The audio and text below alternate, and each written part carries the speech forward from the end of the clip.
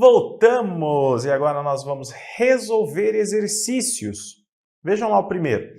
Na metodologia de ensino, a concepção da educação que enfatiza a visão de que metodologia do ensino consiste em um artifício que permite ensinar tudo a todos de forma lógica.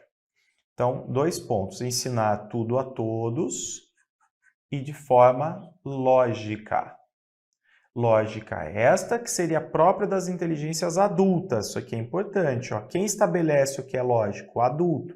Isso aqui, gente, em outras palavras, se chama adultocentrismo. O adulto que determina o que é difícil, o que é fácil, o que é lógico, o que não é lógico. Plenamente amadurecidos e desenvolvidos e que possuem uma certa posição de classe, cientistas, filósofos, pesquisadores, é a tradicional. Tá? Tanto que esse ensinar tudo a todos e de forma lógica é marcado por uma homogeneidade do ensino. Ou seja, o ensino é aquele ensino igual para todos, em que o aluno deve se adaptar à forma como o professor está ensinando, transmitindo, expondo. Tudo bem? Então aqui nós temos as marcas de uma educação tradicional. Em outras palavras, a concepção tradicional de educação, a concepção tradicional de aprendizagem e de aluno faz com que esse método de ensino seja desenvolvido. Bem? 2. O trabalho por projetos requer mudanças na concepção de ensino e aprendizagem e, consequentemente, na postura do professor. No que se refere a esse assunto, é correto afirmar que, só um detalhe, gente, tem autores que de repente vocês vão ver em textos, enfim, que vão dizer que metodologia de projetos não existe.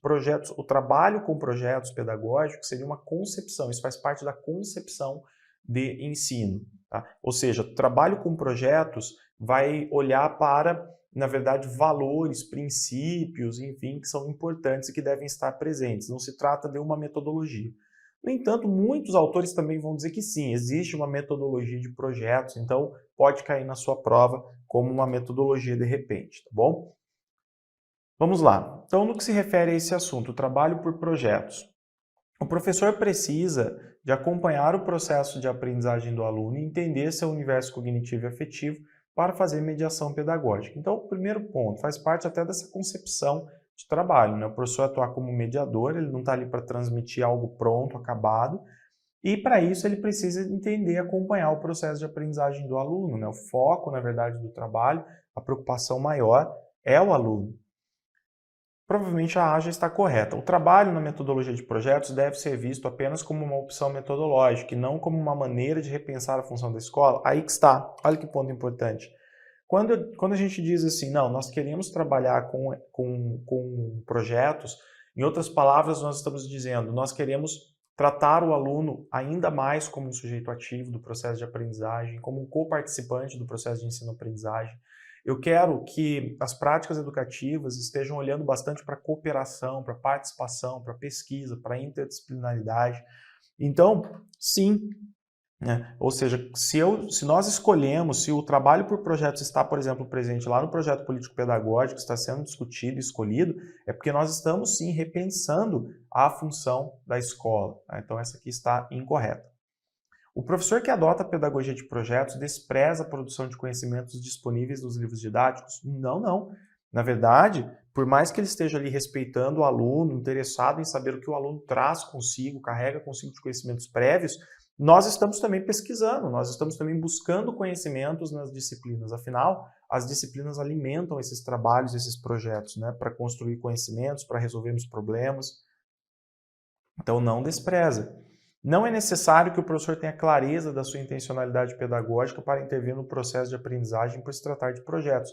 Tem, pessoal, até porque o projeto ele visa um produto final. Então, o que eu quero? Eu quero que os alunos participem. Se o aluno não está participando, o professor intervém.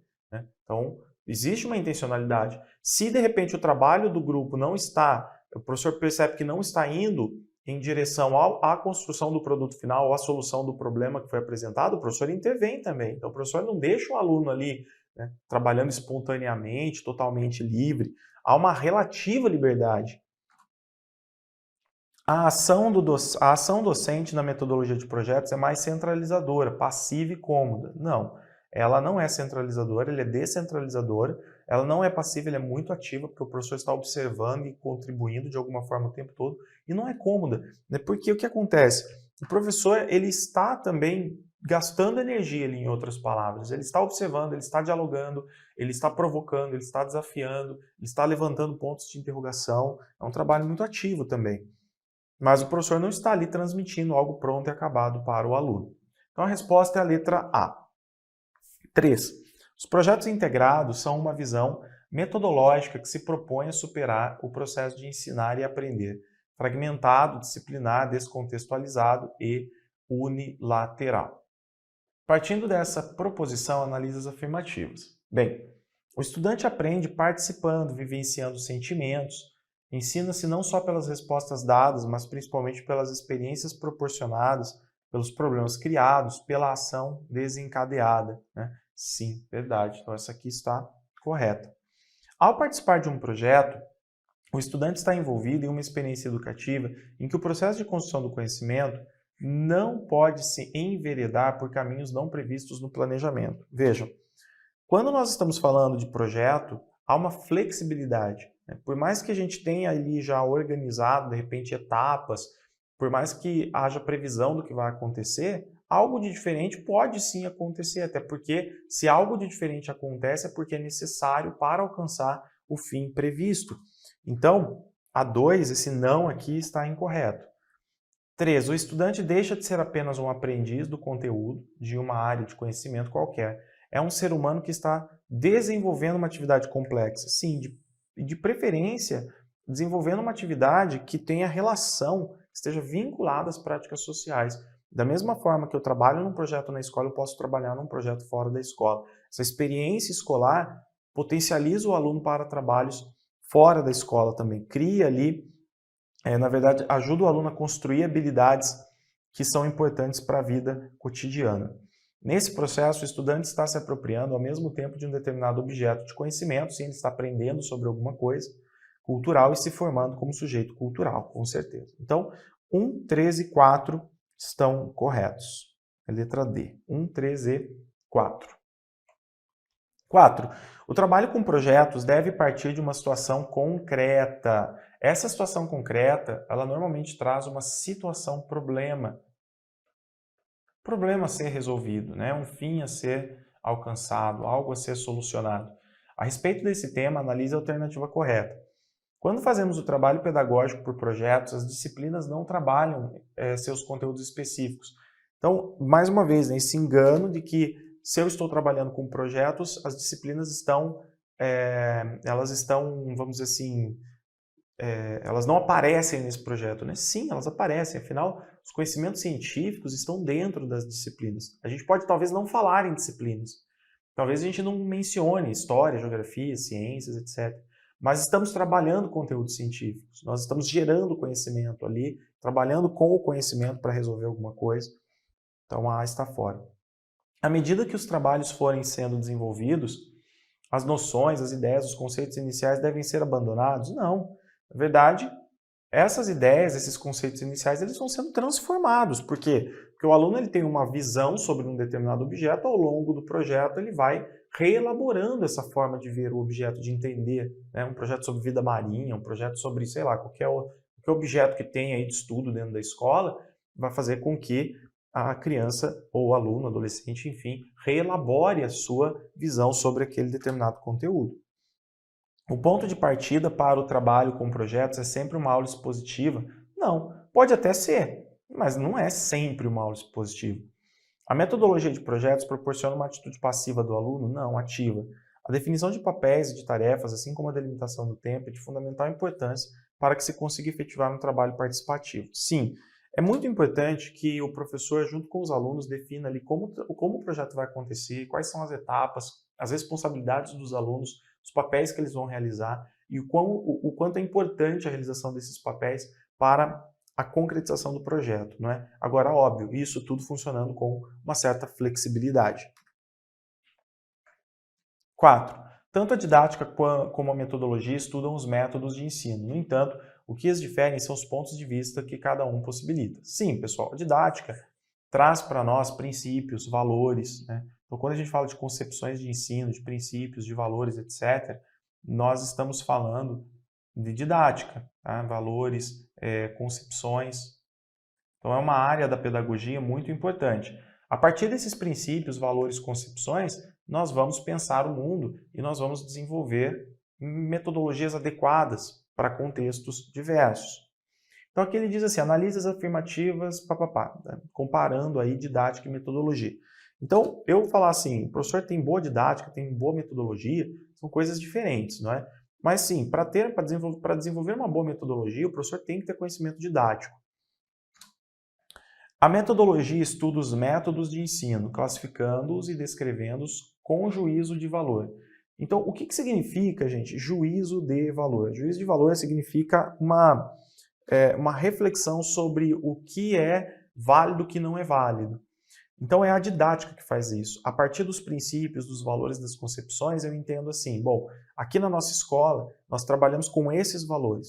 Então, na hora de organizar um método, eu vou organizar um método que tenha relação com esses valores. Então, o momento do juízo de valor, de entender qual é a concepção adequada de ensino, de atuação do professor, de mundo, de aprendizagem, etc., é na discussão didática. Uma vez que eu tenho esses elementos definidos, então eu vou escolher ou definir ou organizar o método, né? Então, quando a gente fala de juízo de valor, nós estamos falando da didática e não da metodologia. Falso. A didática faz um julgamento ou uma crítica do valor dos métodos de ensino. Se esse método é bom ou não, dependendo daquilo que nós temos como valores. Por exemplo, na nossa escola nós trabalhamos com construtivismo, então nós queremos o aluno ativo, construindo conhecimentos, elaborando hipóteses, enfim, trabalhando com projetos, trabalhando com aulas expositivas que levem o aluno a pensar e a ter a oportunidade também de participar, trabalhando com resolução de problemas. Se eu, de repente, dentro dessa escola escolho uma metodologia, né, em que o aluno é passivo, não só receptivo, mas também passivo, em que eu ofereço conteúdos acabados, desvinculados das práticas sociais, esse método é visto como ruim.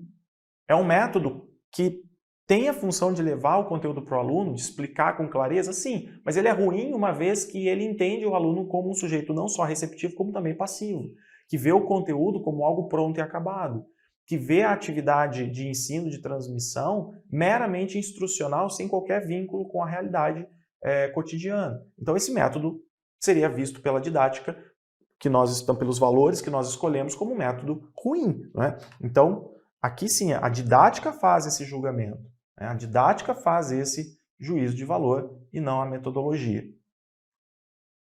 Podemos ser metodológicos sem sermos didáticos. Sim, se eu simplesmente escolher um passo a passo e não olhar, não analisar se aquele passo a passo tem a ver com os valores da escola, com as concepções escolhidas ali, trabalhadas dentro de uma determinada instituição, então eu estou simplesmente sendo metodológico, simplesmente aplicando um passo a passo, sem levar em consideração as necessidades do contexto e aquilo que foi planejado no âmbito escolar. Sem escolher valores, não é? A metodologia é o para que este ensino será utilizado. E didática é como o ensino será utilizado. Não, é o contrário. A metodologia é como. E a didática é o para quê. A didática pensa nessa finalidade. Então aqui é falso. Então ficou falso, verdadeiro, verdadeiro, falso. Falso, verdadeiro, verdadeiro, falso. A didática, enquanto ciência, existe uma conexão entre os métodos próprios da ciência, que dão suporte ao objeto de ensino, e os métodos de ensino. Sobre métodos de ensino, é incorreto afirmar. Bem, os métodos de ensino são as ações do professor por intermédio das suas atividades com os estudantes, procurando atingir os objetivos do trabalho docente, considerando um conteúdo específico, né? Então, dependendo do conteúdo que o professor precisa ensinar, e óbvio, os métodos também estão olhando sempre para os objetivos, dependendo do conteúdo, o professor pensa assim, como eu vou ensinar isso, né?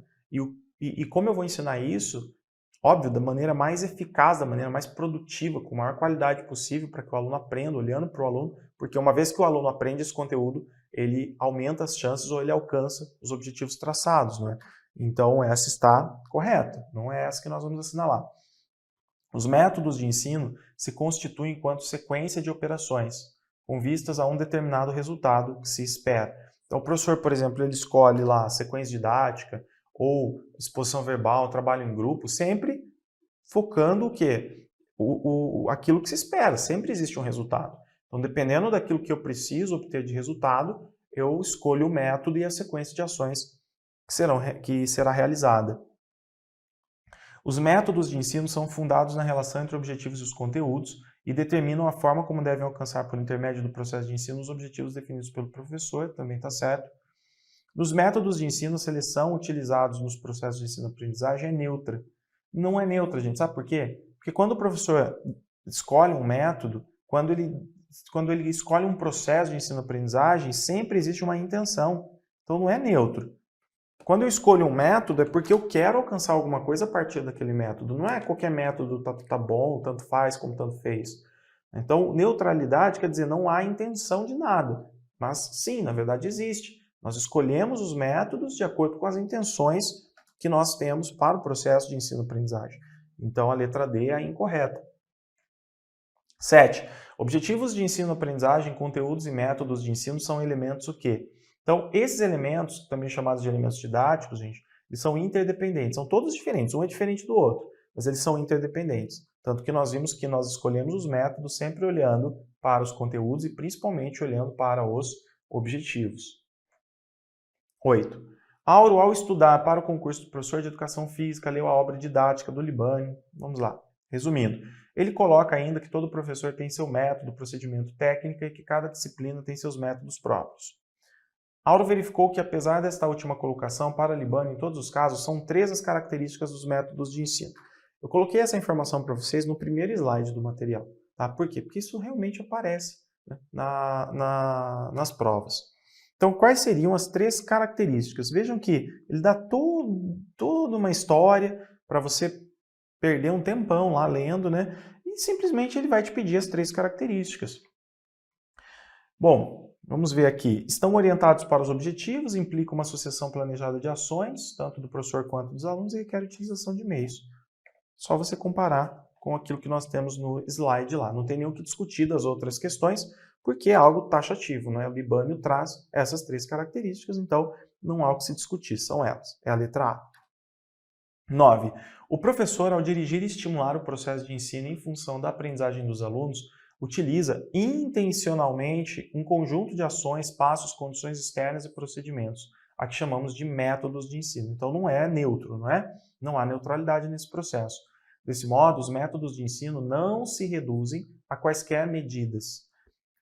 Sobre os métodos de ensino, analise os itens. A escolha de métodos implica o conhecimento das características dos alunos quanto à capacidade de assimilação, conforme idade, nível de desenvolvimento mental, físico, quanto às suas características socioculturais individuais. Sim, nós vimos isso, vimos que está correto, né?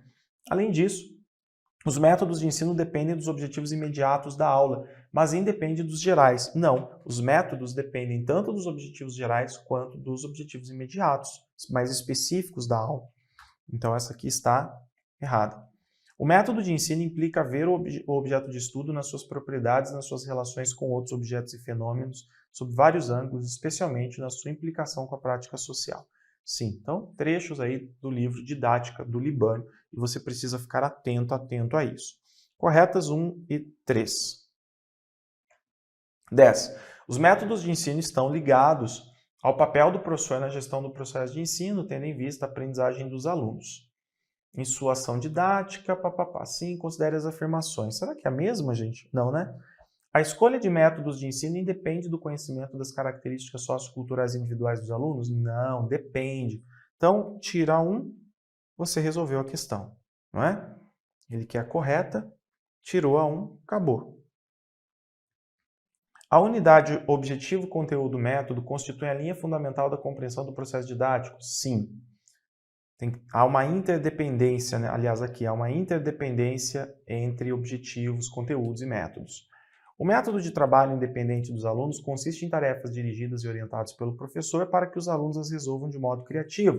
Sim, então vejam que é um trabalho independente dos alunos, mas relativamente independente, sempre com, né, a orientação do professor. A forma mais típica de método de elaboração conjunta é a conversação didática, denominada também de aula dialogada. Sim, nós vimos isso também. Então, 2, 3 e 4 são as corretas. Letra D. Com relação aos métodos de ensino, é correto afirmar: a escolha e a organização dos métodos de ensino devem corresponder à necessária unidade de avaliação, métodos e formas de organização do ensino. Então, essa unidade não é a avaliação métodos, né? Seria a unidade objetivos, conteúdos e métodos. Eu vou ganhar tempo aqui, pessoal. Vejam, os métodos expressam tão somente a antecipação dos propósitos docentes? Não. Todos os campos do conhecimento devem estabelecer um único método? Não.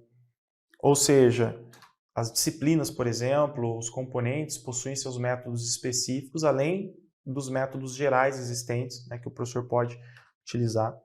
Recursos pedagógicos são métodos de ensino? Não, são os meios utilizados, né, para realizar as atividades.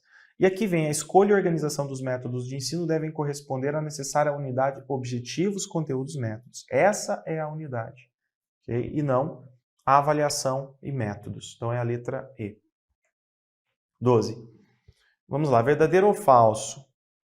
O método de ensino expressa a relação conteúdo-método, no sentido de que tem como base um conteúdo determinado, ou seja, existe um conteúdo determinado para se trabalhar e nós precisamos desenvolver aqui, ver qual é o método que melhor contribui para que esse conteúdo seja bem trabalhado. Então, verdade. Os métodos dependem dos objetivos que se formulam tendo em vista o conhecimento e a transformação da realidade. Também. Ou seja, quando ele diz assim, os métodos dependem dos objetivos que se formulam tendo em vista o conhecimento e transformação da realidade, a gente está falando de objetivos gerais.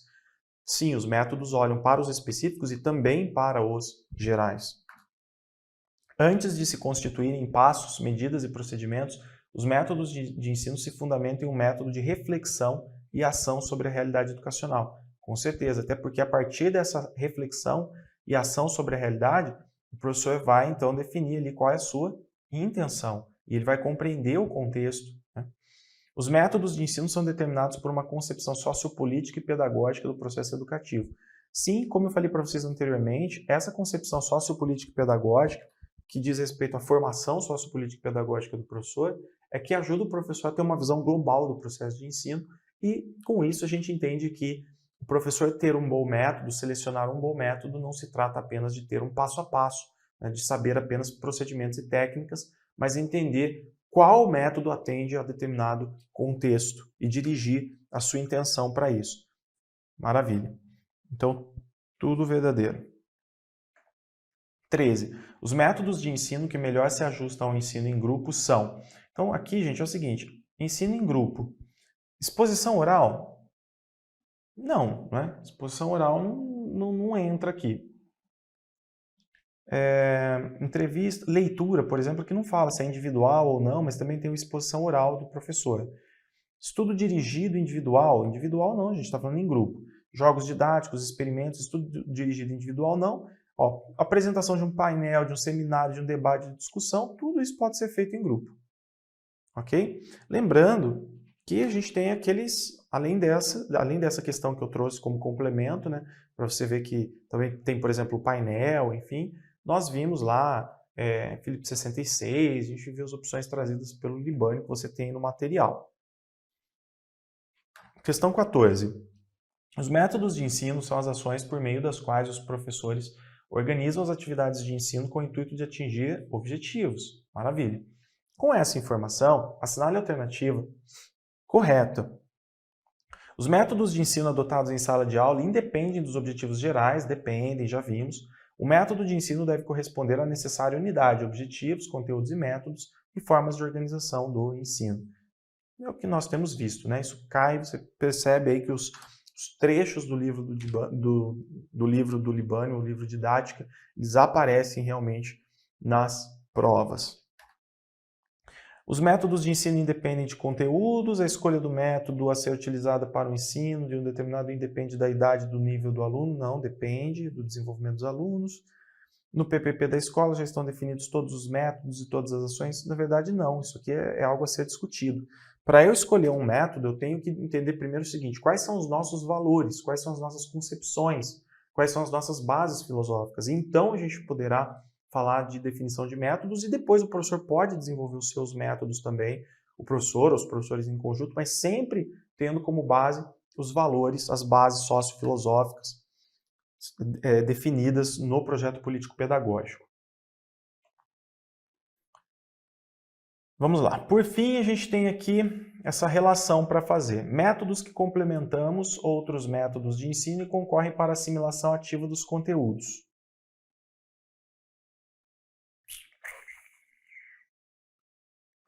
Métodos que complementamos outros métodos e concorrem para a assimilação ativa dos conteúdos. Isso aqui eu vou guardar, tá, gente? Eu acredito que seja atividades especiais. Você fala, Vinícius, mas a questão da assimilação não seria o método de exposição do professor? Sim, mas aqui ele está falando métodos que complementamos outros métodos de ensino. Vamos ver essa aqui. É uma forma de interação entre o professor e os alunos visando a obtenção de novos conhecimentos. Isso aqui é fácil, né? Elaboração conjunta. Então a segunda é a 3, está aqui, ó, é a E, tá vendo? Já resolveu. Se você de repente já tem certeza que essa aqui é a 3, você já resolveu. Aqui diz, consiste basicamente em distribuir temas de estudos iguais ou diferentes, tendo um caráter transitório. Esse é o método de trabalho em grupo, tá? Método de trabalho em grupo. Guarda essa informação aí, para você complementar. Então, escolhe os grupos. Opa, não é aqui, né? É aqui. Escolhe os grupos, divide aí os temas. Ou podem ser temas, né, de estudo iguais ou diferentes. Os conhecimentos, habilidades e tarefas são apresentadas, explicadas ou demonstradas pelo professor. Então vejam que é o professor que vai explicar como, né, um conteúdo funciona, como que, enfim, é ele que está transmitindo e ensinando. Aqui a gente tem o método de exposição pelo professor. Então, método em que os alunos passam a aplicar conhecimentos e habilidades sem orientação direta, isso aqui não tem nada a ver, direta do professor, que é o de trabalho independente, né? O aluno está relativamente independente. E aqui é o 5, tá? Métodos que complementamos outros métodos de ensino seriam atividades especiais. Então ficou realmente a letra E. Pessoal, é isso, tá? Então finalizamos. Você precisa ter essas informações que nós vimos nos slides durante a aula e também os complementos que nós fizemos nos exercícios, ter essas informações fresquinhas aí, que eu acredito que dificilmente você vai errar uma questão sobre métodos de ensino. Tudo bem? A gente fica por aqui e até a próxima aula.